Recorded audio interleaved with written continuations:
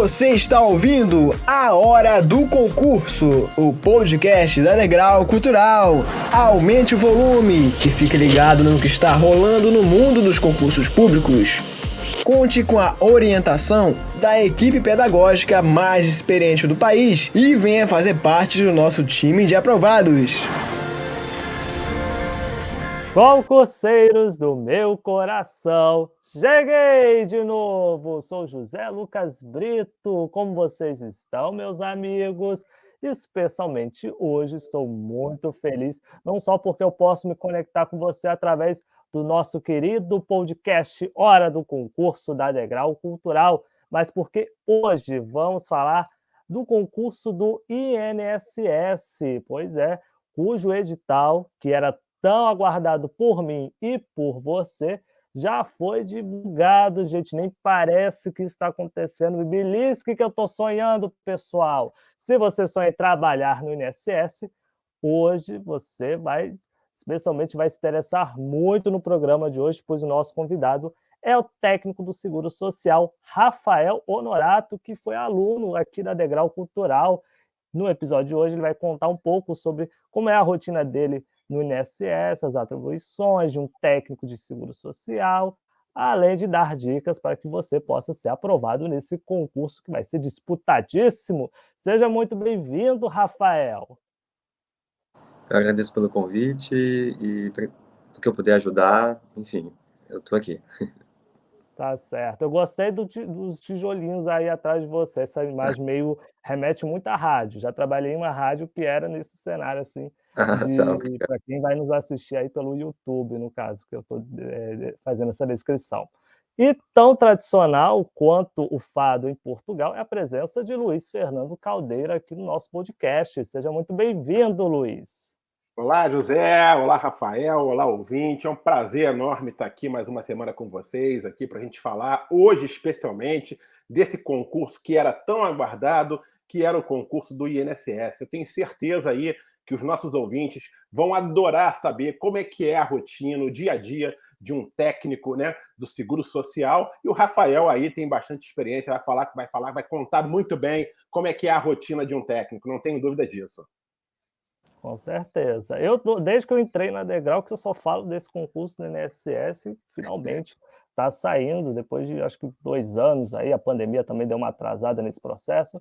Mas, enfim, Luiz, você que está muito mais, assim, digamos assim, termos de tempo, divulgando a expectativa, quando vai sair o concurso do INSS, já que você tem mais de 20 anos nessa carreira, faça as honras da casa e faça a primeira pergunta para o nosso convidado.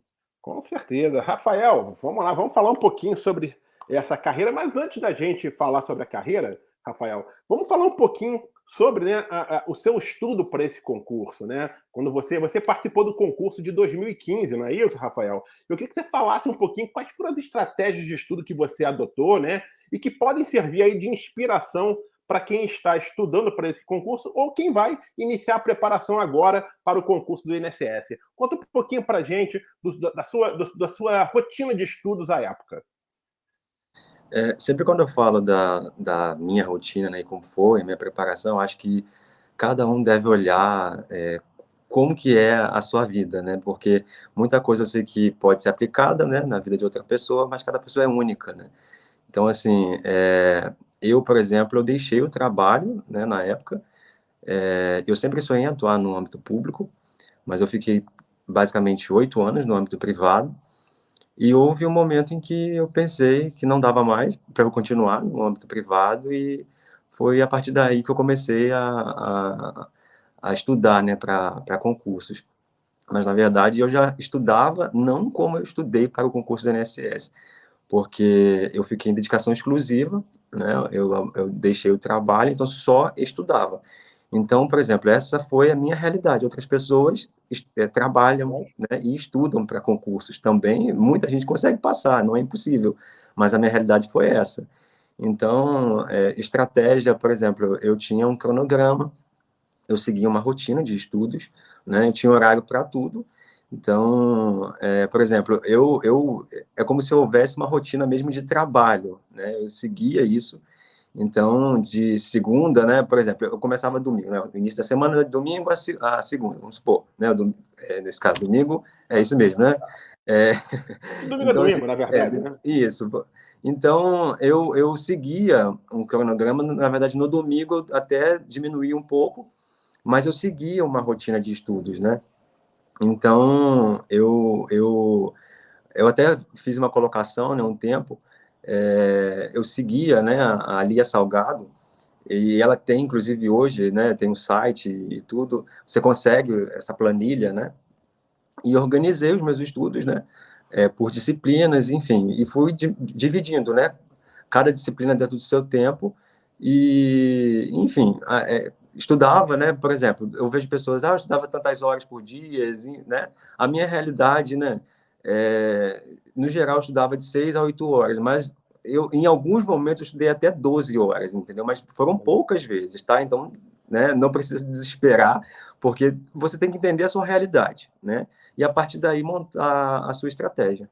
É aquilo que a gente costuma, como fala muito aqui no nosso podcast, Rafael, mais importante do que a quantidade de horas que vai se estudar é a qualidade dessas horas. Também não adianta Exatamente. nada a pessoa lá dedicar, sei lá, 6 horas por dia, mas aquelas horas líquidas ali foram poucas, na verdade, porque se Sim, distraiu com internet, com outras sim, coisas, né?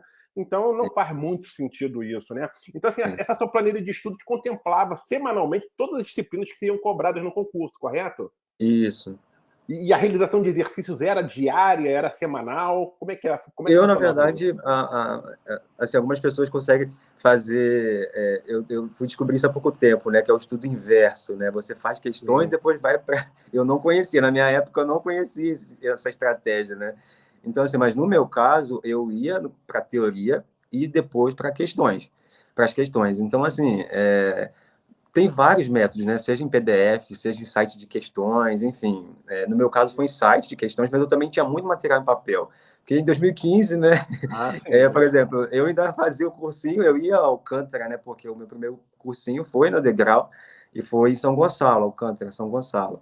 Mas, enfim, a minha estratégia era isso, era essa, né? Eu ia para a teoria e depois ia para as questões. Mas diariamente você praticava questões? Todo dia, todo Todo dia. dia. Legal, legal. Rafael, você foi aprovado na segunda colocação para a gerência executiva de Campo dos Goitacazes, não é isso mesmo? Isso. Eu queria que você falasse um pouquinho aí do quanto que a Degrau foi importante para você ter obtido esse excelente desempenho. Na verdade, a Degrau foi a porta de entrada para o mundo dos concursos, né? Porque eu não conhecia assim profissionalização, né? Dessa área, eu não conhecia. Então, assim, eu não tinha uma estratégia, como eu havia dito antes. Eu estudava, né, para concursos, só que não tinha, né? Toda uma orientação, né? Uma condução. Então, o curso Degrau, né, na época, foi muito importante, principalmente nesse sentido. Então, lá, além de ter essas orientações, né, esse direcionamento, eu tinha contato com outras pessoas que também vivenciavam a mesma realidade que eu. Então, isso para mim fez toda a diferença. E a partir daí, eu consegui montar as estratégias e aplicar, né, a minha realidade. Então, a Degrau, para mim, eu costumo dizer que foi a porta de entrada no mundo dos concursos, né? Então, eu virei um concurseiro com a Degrau. Muito bom, muito Talvez bom. essa seja a principal característica que atrai tantas pessoas a se matricularem aqui na Degrau, que é essa profissionalização que a gente trata esse assunto. E aí, graças à Degrau e também à sua dedicação própria, dia a dia, né, na preparação desse concurso, você conseguiu ingressar como técnico do INSS. Aí, agora eu quero saber da sua rotina. O que você faz efetivamente nesse cargo? Se você atua somente atendendo o público, as pessoas nas agências do INSS, ou se uma pessoa que for assumir essa vaga também de técnico, ela pode trabalhar em outras áreas e setores da autarquia. Pois bem, o INSS ele é muito grande mesmo. Então, assim, não é à toa, né? Eu costumo dizer, o INSS tem uma importância que muitas pessoas não conseguem compreender. Eu reconheço as dificuldades que o órgão tem, né? Só que o número de informação, sabe, que o INSS administra, e além disso, né, como o Luiz Fernando também colocou, né, em outro momento, a gente lida com pessoas, sabe, a gente lida com vidas. Então, assim, quando você entra no INSS, você tem várias possibilidades para atuar. Então, assim, você tem tanto a área MEI quanto a área FIM, né? A área FIM, na verdade, são as agências da Previdência Social, são as APS, né? Então, o que a gente fala que é o que você vê na ponta, né? Então, assim, quando você entra no INSS, né, você pode sim atender o público, né, na agência, mas você pode fazer muitas outras coisas. Por exemplo, analisar requerimentos de benefícios ou serviços, e dentro desses dois pontos eu coloquei um exemplo, benefícios. Você não tem só um, dois ou três, são vários tipos de benefícios. E dentro desses benefícios, você assim, é um universo, sabe, de informação. Então, e eu acho que entre tantas coisas que eu acho que assim me fizeram, sabe, eu me apaixonar pelo INSS, o quanto ele é dinâmico, entendeu? É muito bom por um lado, né? Mas também é muito desafiador pelo outro, porque você tem que ficar se atualizando o tempo todo, você tem que ficar, né, acompanhando a legislação, porque a legislação previdenciária e assistencial, elas acompanham as mudanças sociais. Então, assim, a sociedade é muito dinâmica e muda o tempo todo. Então, você pode atuar tanto na análise de requerimento de benefício, de serviço. No meu caso agora, né, eu entrei em 2017. Eu já atuei com atendimento ao público, já analisei diversos benefícios e serviços, e atualmente, né, eu assumi a chefia de um setor, né, tem pouco tempo que eu fui portariado, tem sido um desafio também, que é o setor que eu né, comecei a chefiar. Então, assim, é, é, é um desafio atrás do outro, sabe? Então, para quem gosta muito disso, e eu principalmente, que eu sei a finalidade e onde vai chegar o meu trabalho, isso me dá mais prazer ainda. Então, assim, além de tantas outras coisas que você pode fazer, seja na área MEI ou na área FIM, um técnico de seguro social, ele pode atuar, um exemplo, na diretoria de benefício, na diretoria de atendimento, ou até mesmo ser o presidente do INSS, entendeu? Já Ou até aconteceu situações como essas. que é o que aconteceu, né? Então, assim, não aconteceu, né? Não tem muito tempo, mas em outros momentos também, Sim. né? Mas, enfim, você tem várias possibilidades para atuar dentro do INSS. Nossa, isso que você falou é um incentivador, né? O pessoal entrar como técnico e pode sim assumir cargos de chefia como que você está assumindo agora, né, Rafael? É muito interessante isso que você falou. E, bom, a disciplina de legislação previdenciária, que é a principal das provas do INSS, ela tem um grande peso. E aí eu queria saber, afinal, dia a dia de você, como técnico técnico do Seguro Social, é legislação previdenciária na veia, na prática, em que você tem que ter um bom domínio para dominar essa disciplina, e aí você recomenda que quem for prestar esse concurso dê uma priorizada em legislação previdenciária? Tanto a previdenciária quanto a assistencial, né? Uma coisa que aconteceu no último concurso, muita gente, né? Vamos lá para uma linguagem mais, né? Mas que a gente mais costuma, né, ouvir, muita gente tomou uma rasteira mesmo na prova, porque não deu muita atenção para a legislação assistencial. Então, assim, muitas pessoas achavam que iam ser, sei lá, 2, 3 questões, e se eu não estou enganado, acho que foram 17 questões. Então, assim, foi um peso enorme. Então, o INSS, ele faz a operacionalização dos benefícios assistenciais, nesse caso do BPC, né? O que a gente chama, né, de LOAS, né? Que é o benefício assistencial à pessoa com deficiência e o benefício assistencial ao idoso. E tem agora também o auxílio inclusão, que está para ser, né, nesse caso, operacionalizado também pelo INSS, está aguardando como que vai ser feito isso, que é basicamente um estímulo para quem recebe o BPC, né, ao deficiente ir, né, para o mercado de trabalho ou retornar ao mercado de trabalho com uma diminuição no valor, né, enfim, para servir como um estímulo, né, para a pessoa ingressar ou retornar ao mercado, né, mas a gente não sabe ainda como vai ser feito, né, esse serviço, mas já está, né, na lei, enfim, já tem normativo. Então, assim, o peso é muito grande, e em outro momento, né, de outra conversa que eu tive com o Luiz Fernando, faz toda a diferença para mim, porque eu mergulhei na legislação, tanto a previdenciária e assistencial. Então, até hoje, isso ficou muito consolidado, sabe, na minha cabeça, porque, assim, você lida com o direito tem os, né, seja administrativo, constitucional, né, que estão ali, né, a gente lida com isso também o tempo todo, mas a questão que a gente tem que saber, né, que você vai trabalhar, né, com o direito previdenciário e assistencial. É ali você analisando o requerimento, seja ele de serviço ou de benefício, né, você vai ter que saber, porque quando você toma uma decisão, analisa um requerimento, você tem que motivar. Então, quando você faz ali, né, o seu despacho, você tem que, né, fundamentar. Então, você tem que saber o que você está fazendo, e é justamente o que a legislação, né, o que você estudou, vai te trazer essa base. Então, assim, eu senti muita diferença quando eu entrei, porque, assim, uma realidade que vai ser diferente nesse novo concurso que eu não tive, que vai ser o curso de formação. Nesse caso, que vai ser, inclusive, eliminatório, né? Então, na minha época, a gente não teve esse curso de formação. Então, assim, a gente teve, óbvio, cursos, né? Na maioria deles de EAD. Né? Normal. Isso, a gente faz uma capacitação, só que não vai ser como vai ser agora. As pessoas vão entrar num momento muito legal, né? Então, aproveitem, né? Porque, e pelo cenário, muitas pessoas já vão ser capacitadas justamente para análise de requerimento de benefícios e serviços, né? Então, assim, deem, né, bastante atenção para a legislação previdenciária assistencial, porque não é à toa. No último concurso, por exemplo, das 120 questões, 70 foram de direito previdenciário e assistencial. Exatamente. A legislação previdenciária e assistencial, ou seja, ela não é importante somente para passar no concurso, ela é importante para o dia a dia da carreira, né, para você desempenhar a sua função. Rafael, em uma outra entrevista que você já concedeu a mim, né, até mesmo aqui no Degrau Cultural, o pessoal pode procurar depois aí no nosso YouTube, você falou que a sua escolha em participar do concurso para o INSS acabou indo muito além da questão da estabilidade e da boa remuneração oferecida pela autarquia. Havia uma identificação muito grande sua com os ideais, né, do INSS. Sendo assim, e você mesmo já deixou aqui bem claro, né, que você é um apaixonado pelo INSS. Então, eu gostaria que você contasse alguma história que você vivenciou aí no INSS que tenha marcado a sua trajetória profissional e da qual você se orgulha muito. Olha, são muitas, viu?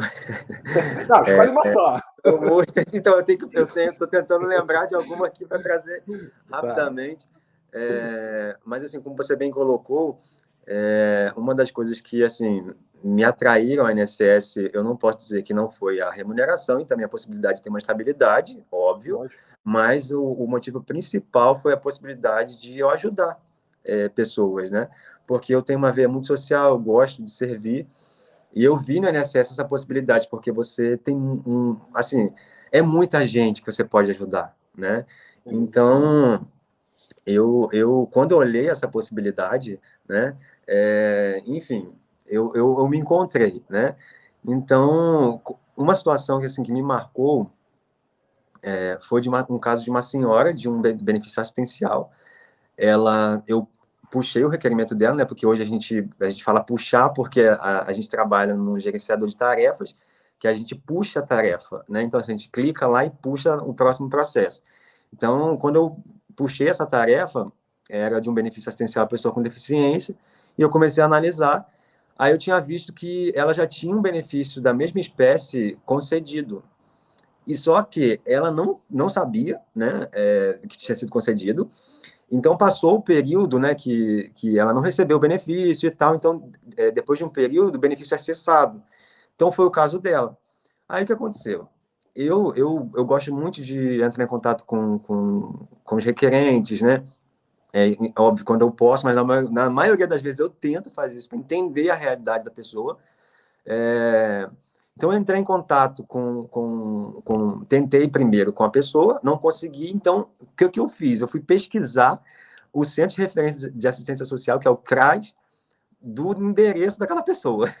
Então, eu liguei para o CRAS para poder, né, falar com eles, olha, fulano de tal é assistido por vocês? Ah, é sim, então, assim, eu preciso falar com a pessoa e tal, tem algum outro contato? E eu consegui o contato da pessoa. Aí eu fui descobrir que ela tinha uma paralisação, alguma coisa lateral, que eu não lembro direito. Sim. Então, ela estava acamada, inclusive. Aí eu fui entender, a história dela estava bastante difícil, entre tantas que a gente lida no dia a dia, né? Aí, o que eu fiz? eu tive que indeferir aquele processo dela, porque já existia um outro, mas eu indeferi já com a consciência de que dava para poder reativar o outro, que já havia sido concedido, porque seria um trabalho ainda maior, porque ela ainda tem que passar por perícia de novo, pela avaliação social de novo, então é um pouco mais demorado. Então, e ela já tinha todo um processo fechadinho, concedido, né, anteriormente. Aí o que eu fiz? Eu indeferi aquele que estava ali comigo e comecei a atuar nos bastidores para poder para que ela pudesse, né, conseguir a reativação. Aí, nesse caso, eu entrei em contato com uma colega, que na época era coordenadora do setor de manutenção, e passei a situação para ela, disse, olha, vamos tentar resolver isso aqui, porque ela não sabia, enfim. Aí ela entrou com um pedido de reativação e um pedido de recebimento de pagamento não recebido, né, uma solicitação de pagamento não recebido. Aí o que aconteceu? Na época da pandemia, uma servidora, né, enfim, puxou o processo dela e indeferiu os 2 requerimentos que eu havia dito antes, dizendo que ela tinha que ir à agência, dizendo que ela tinha que fazer alguns procedimentos que não precisavam ser feitos. O que eu fiz? Entrei em contato com a coordenadora de novo e falei com ela a situação. Aí mandei o e-mail falando o que aconteceu, aí eu entrei e fundamentei, falei, olha, de acordo com a norma tal, o procedimento não é esse. Aí o que aconteceu? A gente entrou de novo ali no circuito, reabrimos, né, a solicitação, caiu na mão da colega e ela fechou de novo. Aí o que eu fiz? Entrei em contato de novo com a colega, aí ela falou o seguinte, vamos passar isso então para o gerente da central de análise. O gerente da central de análise entendeu a situação, né? Eu tinha passado um outro e-mail, aí ele foi, olhou e tal, vou fazer o seguinte, eu mesmo vou pegar e vou reativar isso aqui. Ele foi lá e reativou o benefício, os pagamentos atrasados também foram emitidos. Então, assim, nesse caso, quando a pessoa recebeu o benefício, o valor foi um pouco mais, ou quase 20 mil reais.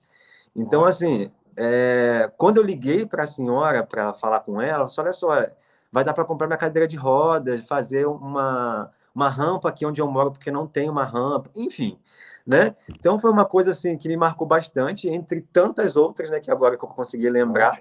Então, a gente lida com casos, assim, que a gente pode transformar a realidade de pessoas reconhecendo o direito delas, porque eu não fiz nada além de reconhecer o direito que ela já tinha, né? Eu não fiz nenhum favor para ela, né? Não, com certeza, muito, muito legal essa história, né? E demonstra aí o papel social do técnico do Seguro Social, né? É importante que as pessoas que vão ingressar no INSS tenham também esse sentimento de querer ajudar os outros, né? E, Rafael, você ingressou na gerência Campo de Goitacazes, mas você continua atuando ainda lá ou você está em outra gerência? Não, em 2020, iníciozinho de março, final de fevereiro, março de 2020, eu consegui remoção para Casimiro de Abreu. Legal. E era isso que eu queria te falar. Deixa eu aproveitar só esse gancho, então. É fácil conseguir remoção, transferência para outra cidade? Depende muito da situação, entendeu? Eu faço parte de uma gerência que eu costumo dizer aqui que a gente sempre ajuda um ao outro, entendeu? O ambiente de trabalho, por exemplo, ainda que eu não lide com pessoas hoje no presencial, né, com quem eu lido diariamente, né, por exemplo, eu falo com pessoas de Campos, ou de Cambuci, ou de Itaperuna, entendeu? Mas é um ajudando o outro, sabe? Isso é muito legal. Na época, eu não estava no período de solicitar remoção, eu ainda estava com 2 anos e pouquinho, então, assim, tinha um período, eu ainda estava no estágio probatório, só que a minha remoção foi de ofício. Então, na época, eu conversei com o gerente executivo, passei minha situação para ele, porque eu estava morando longe da minha família, né?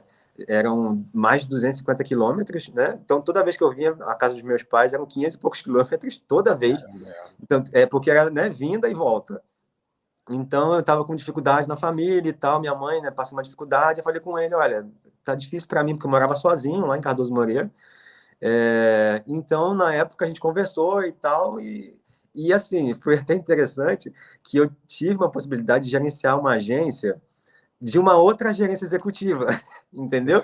Aí, na época, ele falou assim, ó, esquece essa possibilidade, porque assim, ele não queria perder um servidor para outra gerência executiva, embora seja do INSS também, mas eu ia, né, para outra gerência. Vamos tentar, então, fazer com que você vá para uma agência que fique próximo da sua casa, mas que você continue na gerência executiva.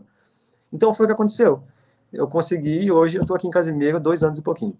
Show de bola, show de bola. Rafael, em função da pandemia, muitos órgãos públicos e até mesmo a Degrau Cultural, que a gente na fase mais agressiva dessa pandemia da Covid-19, adotou o trabalho remoto. Isso também acontece no INSS? Muita gente já aderiu, e eu vou dizer para você, vários colegas não querem nem mais voltar para a agência. Porque, assim, para muitos, né, isso foi muito bom, porque além de ter dado uma qualidade melhor, né, seja de vida ou de trabalho ali, muitas pessoas, no caso, elas aproveitaram ali porque tem a questão de trânsito, tem pessoas que, né, ficavam horas para ir e voltar ao trabalho, então havia esse desgaste, enfim, entre outras coisas, né? Então, no INSS também tem a possibilidade de trabalhar, sim, né, a gente chama de trabalho remoto, né, o teletrabalho. Eu ainda estou estudando essa possibilidade, porque agora com a chefia, inclusive, eu tenho uma possibilidade um pouco melhor dentro né, do teletrabalho. Então, eu estou começando a estudar, porque eu ainda sou um pouco resistente a isso, porque para mim é casa, trabalho é trabalho, mas, enfim, cada um, né, tem o que é melhor para si. Então, mas muitos colegas já aderiram e trabalham, sim, trabalho remoto. E muitos, inclusive, às vezes, têm uma produção ainda melhor, né, no trabalho remoto. Isso Sim, acontece muito, isso acontece sim, bastante. sim. Mas você chegou a ficar quantos meses, assim, de home office? Não cheguei a aderir. Você só trabalhou no presencial, mesmo Não, durante a então, por isso pandemia? que eu falei, né, nesse caso, né, eu ainda sou resistente, ainda não aderi. Agora, por conta da chefia, que eu estou pensando em talvez aderir, né? Na minha realidade, eu não achei muito, muito legal, porque, assim, para mim, né, eu quero ter o meu espaço na minha casa e eu ir ao trabalho, né? Mas, enfim, eu estou começando a pensar um pouco melhor sobre isso. Não é a nossa realidade, né, Luiz Fernando? Mas Onde a gente trabalha home office, exatamente. Eu vou ao trabalho de bicicleta, gente. Então, assim, 5 minutinhos é uma diferença. maravilha, para quem pegou barca ou metrô, gente, bicicleta é uma maravilha, de graça Então, praticamente. Ou a ponte Rio-Niterói, como eu pegava, pô, não é fácil não. 20 horas parado, enfim. Rafael, além do auxílio alimentação, que praticamente todos os órgãos federais dão, que é de R$ 458, isso. os servidores do INSS, eles recebem mais algum outro benefício? Eles têm direito a gratificações ou isso não consta no edital? Vamos lá, eu acho que é uma coisa que eu também falei no outro momento com o Luiz Fernando, né? Para quem está estudando para concurso federal, tem que saber a Lei 8.112. Então, assim, lá estão estipuladas, né, as vantagens, né, enfim, as garantias que o servidor tem. No INSS, por exemplo, hoje eu tenho uma ajuda, né, no plano de saúde. O INSS ele não paga o plano de saúde totalmente, né, no total ali não paga, mas a depender da sua faixa de remuneração e a sua idade, você tem uma ajuda, né? Então, assim, tem o auxílio creche, auxílio funeral, enfim, entre outras coisas que você para ali como eu disse, né, tem que olhar a Lei 8.112 e depois tentar aplicar a sua realidade. Porque, por exemplo, eu sou um cara, né, solteiro, tenho um estilo de vida, né, que, por exemplo, uma amiga minha, né, ela também é servidora do INSS, tem 3 filhos, então ela já recebe auxílio creche dos 3. Então, assim, é um outro benefício que é o auxílio creche, né, é uma realidade dela, entendeu? Então, isso também está na Lei 8.112. Então, assim, são várias vantagens, né, se a gente for colocar aqui. Mas, enfim, o que eu estou lembrando agora são essas. Rafael, a remuneração e a estabilidade são considerados aí os grandes atrativos, né, do concurso para o INSS, né? Mas você considera também que o plano de cargos e salários dos servidores do INSS é também atrativo? Afinal, como é que funcionam as promoções e as progressões na carreira? A gente é avaliado, né, de 6 meses, né? Mas a questão da progressão, no geral, é de ano em ano, tá? Então, assim, vai depender da sua avaliação, né? Geralmente é o chefe imediato que faz a sua avaliação, né? Mas, assim, a questão da progressão, porque às vezes a gente confunde, né? Avaliação, progressão, né? Sim. Mas, no geral, do INSS, você de ano em ano, tá? Que você faz essa ou passa por uma avaliação, né, para ver se você vai progredir ou não. Legal. E, Rafael, o INSS, né, ele tem aí um déficit de aproximadamente 23 mil servidores, sendo 20 mil somente na carreira de técnico, né? Até em função disso, cara, você acredita que o governo vai acabar autorizando a contratação de alguns excedentes, superando assim aquelas 1.000 vagas aí que estão especificadas em edital? Se eu fosse considerar a realidade da autarquia hoje, eu diria que sim. Só que, por exemplo, concurseiro, ele costuma ser muito pé no chão, né? Porque ele assim, enfrenta bastantes desafios, né? Então, assim, ele costuma ter o pé no chão e encarar a realidade. Então, assim, se eu fosse olhar a realidade do órgão hoje, sim, né? Mas eu acho que, se você está estudando, tente alcançar, primeiramente, uma das vagas, né, que estão disponíveis aí, que são 1.000 vagas, né? Então, assim, e vá ao encontro dela, vá ao encontro dessa vaga. Agora, vai depender muito da situação, da questão orçamentária, né? Enfim, de qual governo está aí, né? Ou que vai assumir, enfim, ou que vai reassumir, a gente não sabe, né? Mas, enfim, a gente depende muito do cenário, principalmente político, né? Porque a gente, né, está ali no governo federal, né? Então, a gente depende muito disso também. Mas se eu fosse colocar, né, considerando a realidade do órgão, eu diria que, né, sim, chamaria, mas eu não posso criar essa expectativa, né, dizer com Lógico, certeza lógico. vai chamar. Não, exatamente, até porque, assim, é lógico que depende de instâncias superiores, né? Sim, Que estão além, né?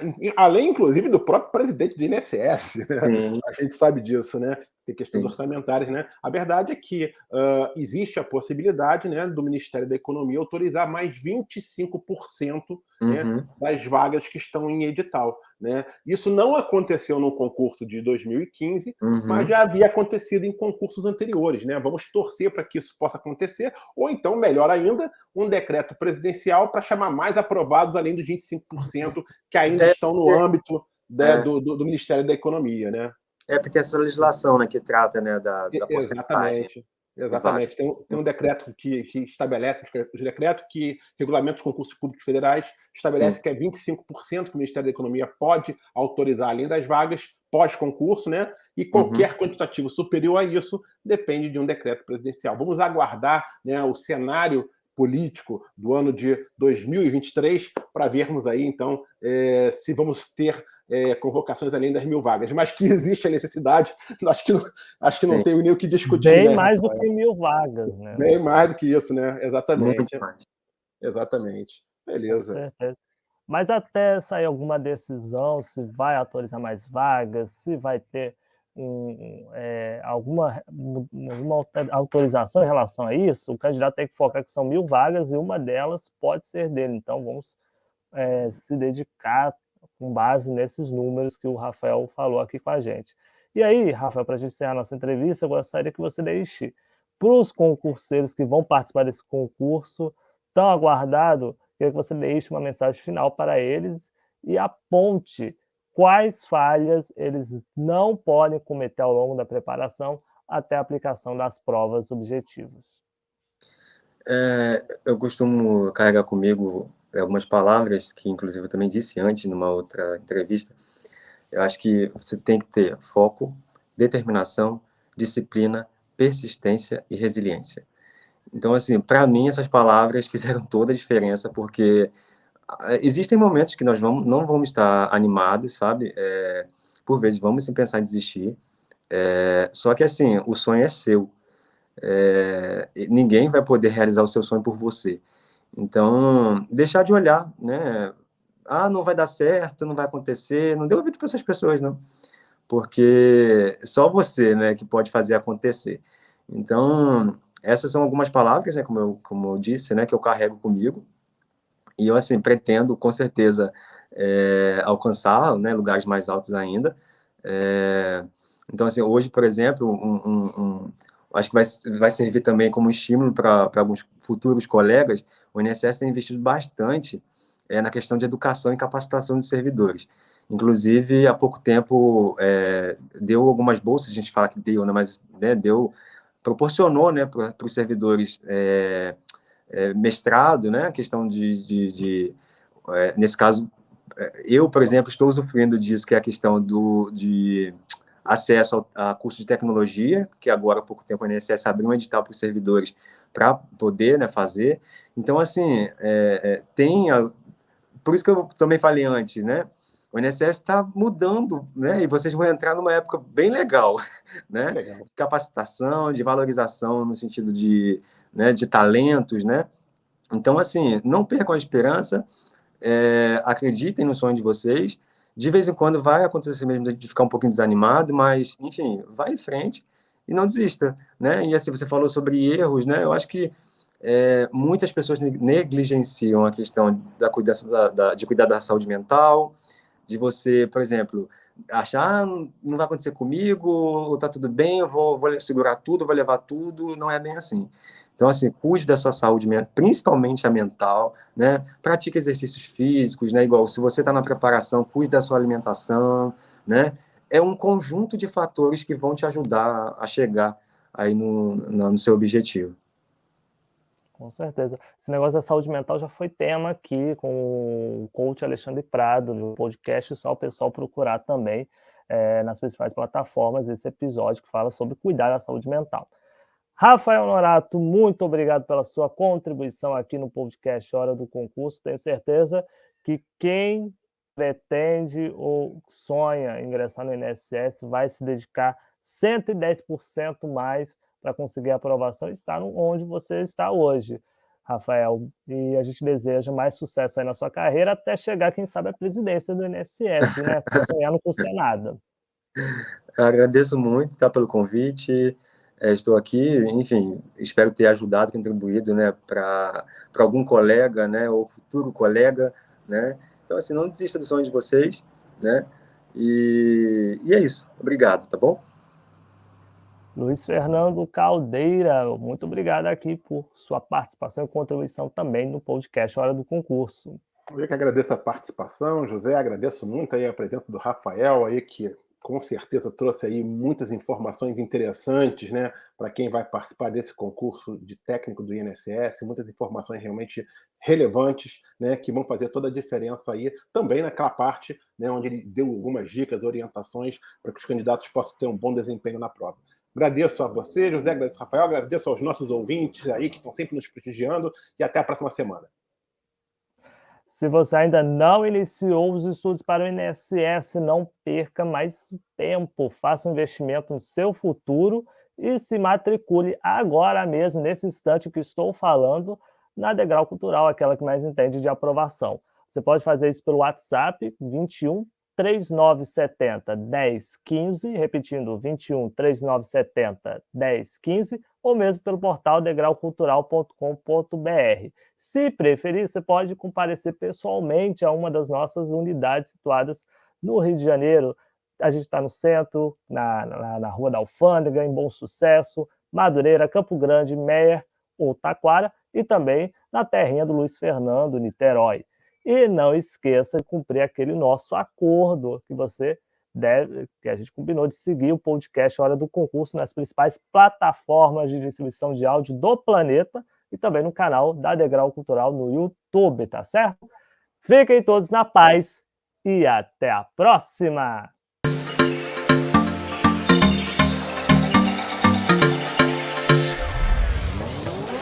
Se você gostou do podcast Hora do Concurso, não esqueça de compartilhá-lo com seus amigos. E siga a gente nas redes sociais pelo @Degrau Cultural. Até o próximo episódio!